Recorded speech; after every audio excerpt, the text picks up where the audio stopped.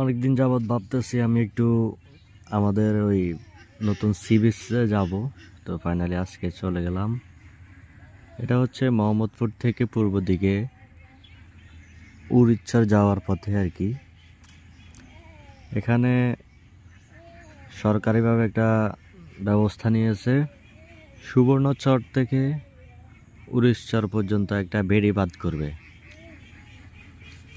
যেটা আগে এখন স্পিডবোট কিংবা নৌকা দিয়ে যেতে হয় ও উড়িষ্যার। সো সেটা আর যাওয়া লাগবে না, এটা আমরা গাড়ি নিয়ে চলে যেতে পারবো। তো অনেকে বলতেছে আমি কখনো আসি নাই, আজকে ফাইনালি চলে আসলাম। আসি খুব ভালো লাগলো। সবচেয়ে সুন্দর লাগলো এখানে এখানে যে চরটা আছে, নদীর মাঝখানে একটা চর উঠে গেছে। এই চরটাতে আমরা অনেকক্ষণ হাঁটলাম, খুব ভালো লাগলো। এবং হাঁটা শেষে হঠাৎ করে দেখতেছি যে জোয়ার চলে আসতেছে।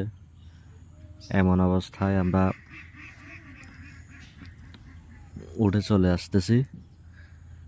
তো এখানে দেখেন জোয়ারের স্রোতটা অনেক বেশি। ছোট ছোট বাচ্চা কিছু আছে ওখানে, তারা খেলাধুলা করতেছে জোয়ারের মাঝখানে।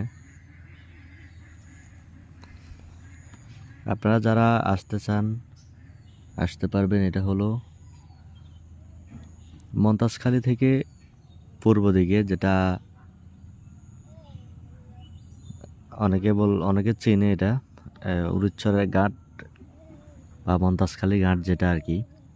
এখান থেকে একটু পূর্ব দিকে গেলেই যেতে পারবেন আপনারা। আমার সাথে আমি আসলে চিনতাম না, আমার সাথে ওই আমাদের সিডিএফসি বাজারের ব্যবসায়িক, ওনাকে নিয়ে আসলাম। যেহেতু আমি এটা চাকরির ফাঁকে ফাঁকে মাঝে মধ্যে ঘুরি, তো ওনাকে নিয়ে যাচ্ছি যে ভাই আপনাদের এখানে ব্লগ কোথা দিতেছে আমাকে একটু নিয়ে যান।